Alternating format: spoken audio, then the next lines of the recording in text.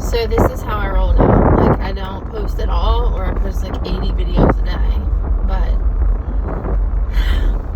I'm telling you, all it takes is like time to focus. Time to focus. And I'm in the car by myself for a little bit. This morning I posted and I said I was at home by myself. I wasn't by myself, but it was quiet. And now I'm in the car by myself, so it's like, it's quiet and whatever. So I just listened to this song, and I don't know who sings it. I should have looked that up before I started on this, but it says, Lord, I surrender with lifted hands.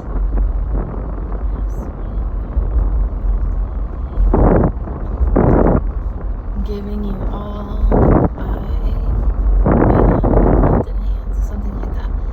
I just heard it, and I was thinking about that. It has the word surrender in it, of course, and then it talks about with lifted hands. So the other day I was thinking about the term surrender, and I thought about how not just people who don't have a relationship with God, but also those of us who do. How difficult is it to surrender daily and to know that that's what is asked of us and required of us?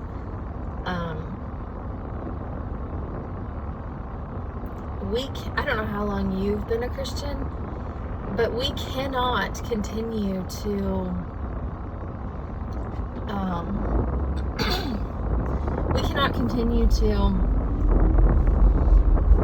try to take care of things on our own and not let them out of our grip and say, God, you take care of the things that I've given you, and I'll tend to these over here. I don't know how many times we're going to have to see that fail before we realize that that's not the way He planned for us to do things. We will complain and whine. I will complain and whine about too much responsibility and about too many things not going my way, and you know, whatever else it is that you have to whine about, like all the many blessings that overwhelm you, or not the many blessings, the junk that you don't like, which would go away. We complain and whine about it, and again, when I say we, I mean I complain and whine about it, but at the same time, I have a God who is like, I am standing here ready to take all of that stuff. Like, I am standing here ready, just waiting for you to surrender. And by the way, the things you have surrendered to me, if you've let me do my thing, you see the value in that. So you just continue to whine about the things that you have to take care of, when in reality you're choosing to keep those all totally on your plate and not get help for them.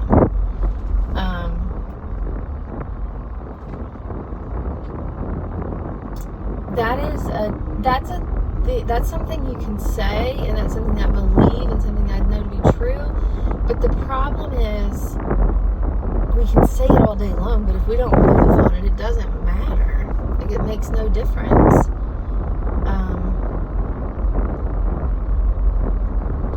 We have to be able to understand what surrender is and what it looks like and the beauty of it at the end of the day. Like, if I don't want to ramble and I don't want to go off on a tangent, I'm just trying to think of an example. Like, if I had a device, like a phone, right? Like, say I had an iPhone and it was broken, like it wasn't working, and I was stressing over it. Whatever the features and the stuff and things just weren't working right. And I'm sitting there and I'm fumbling through it and I'm looking through it and I'm trying to try this and the settings and that and whatever, and I'm looking it up and what am I going to do and how am I going to fix this and all this kind of stuff. When I have an Apple Genius. I think that's what they're called. They're so nice and they're so smart. But the people who work at the Apple store, the Apple Genius, I think that's what they're called. I have one of those standing right beside me. And let's go a little bit further. And not just that I have an Apple Genius standing beside me, but I have one that's like been doing or working with Apple products for like years and years, and maybe even helped create them, right? Like, or helped in their design or whatever it is. I have that person standing right beside me, but what I'm doing is I'm holding that phone in my hand, knowing that it's not working properly, knowing that it's not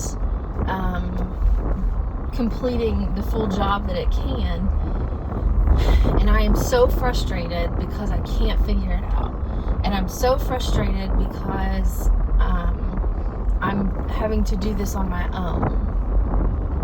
And I'm fussing about it, and I'm whining about it, and I'm complaining about it, and I'm like, I can't believe that I have to take care of all this stuff on my own, and I have to fix this, and I have to try to make it right, and all that kind of stuff. When you have the Apple guy right next to you with their hand out saying, can I take a look at it? That's about how much sense it makes for us to hold on so tightly to all the junk and blessings and everything in our lives that we hold on to every day. That's how much sense it makes. That I sit here and I say, I have this thing, this relationship, this person, this situation, circumstance, whatever. I have this sitting right here, and I'm going to twist, and I'm going to turn, and I'm going to whine and complain, and I'm going to try, and I'm going to try again, and and all this stuff to get some release and to fix this. When I have the creator of the world beside me saying, why don't you give me a try? Like, I'm right here. Like that, when we say it that way, it sounds insane. Now, this is the part, this is where we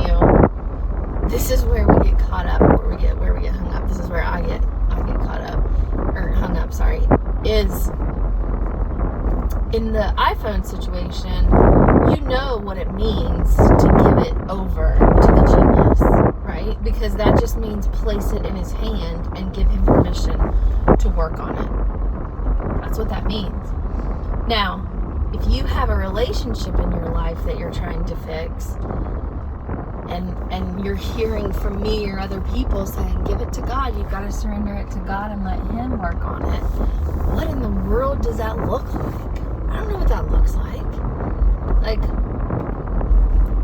the iPhone is easy enough. You just say, here you go, please take this and fix it for me. And you trust that with all their knowledge and experience and wisdom that they'll be able to make something happen. But yet, we have God who has blessed us with these people and these situations and whatever it is, and we are not willing to look at him and say, can you do something with this? Like, we would rather hang on to it and beat our heads against the wall than to ask for his help. Now, I can say that all day long, and like I said, the problem with that is we don't know, and this isn't just anybody I'm talking to, this is me, we don't know exactly what to do to give that over. So I'm going to give you step one in that. Just like if you had an iPhone that's not working, it's junk, whatever, and you can't, or it's got some features that are so screwed up and you can't figure them out for yourself, and you try until you're about to go crazy and throw your phone, and then the Apple Genius shows up and says, hey, can I take a look at it? And you're like, oh, yes, I would love that. That would be amazing. The minute you hand it over to them, you're going to feel a little bit of a relief because you now have let go of some of that. You've let go of the responsibility that you have to fix that. And you've given it to someone who knows a little more and has a little more information and a little more knowledge. So, this is the tip that I am offering.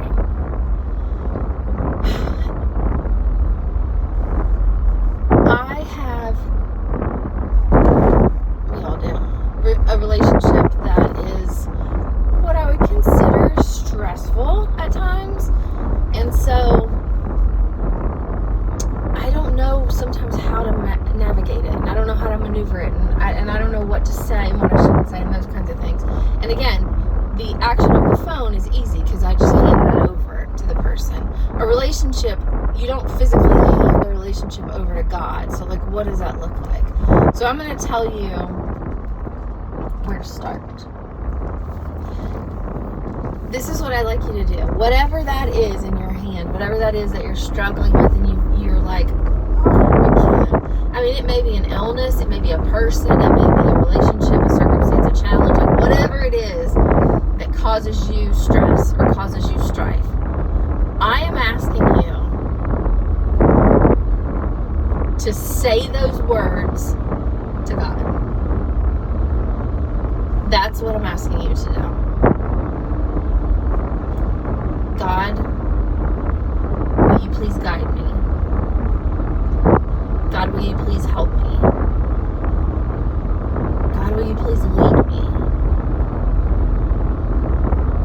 All of those things, those aren't, that's not the how do you say it, the ends to the means to the end, whatever. Like, that's not the end goal or the end result of what you're doing. That's just your starting point, and that's all you need to know is where to start. Where to start. I talk about and I pray about and I think about baby steps all the time. And if you're going to hand something that causes you stress in your heart and in your mind, if you're going to hand something like that over to God, you have to start. You have to start. And what does that look like? It may be as simple and as complicated as saying, God, I need your help with this. Because you may not even understand how accessible He is. You may not even understand how available He is until you call on Him. And until you ask for His help. You may think that He's further away than what He is. You may think that your situation is not serious enough for God to care about or God to get involved with. That's my prayer for you. That's my prayer for you. That whatever it is that you have that's like weighing you down and just you feel like you've tripped over the same corner of the rug for 10 years or whatever, and you're just so frustrated you can't quite figure it out and you can't quite get it right and you don't know what tomorrow holds, and even if you get it figured out today, tomorrow it could look different, and so then what? So what I'm asking you to do is to call out. That's it. And I don't mean some wordy, crazy town language. I mean to say, God, you know that this is my struggle, and you know that this is something that wears me down and I want to fix. So today I'm going to practice a different approach, and I would like for you to help me. That is it. We make it so complicated. We make it so hard. We think that we have to have all these requirements before we reach out to God for help. We think we have to have all these things pre-checked, and we pre-register with our appointments and at the hospital and all this stuff. There's no pre-registering when God's involved. You go. You go. And don't misunderstand and don't read too far into that. I don't mean you go as in you get up and you walk to where God is. I mean you get it right now. You understand that He's there, and all you have to do is call out to Him. I'm not like oversimplifying this. I'm telling you that this is available to you. And if you've never done this before, or you have felt like you needed to get some fancy prayer together before when you reach out to Him, I'm giving you permission. I have no authority over anything, but I'm giving you permission today to just say, God, I need you. I need your help. I need your guidance. I need your grace. I need your love. I need you. And let me tell you, He is right there. I know it sounds like crazy. It might sound hokey. It might sound like magic. It might sound like something like that. God's greater than all of those things. All of them. This has been 16 minutes that I did not mean to be 16 minutes. So if you got sucked into this, I really apologize. However, He's right there. Stop making it too complicated. Stop thinking you gotta figure out how to fix the iPhone yourself. Stop. And just turn to Him. That's it. If you want to talk more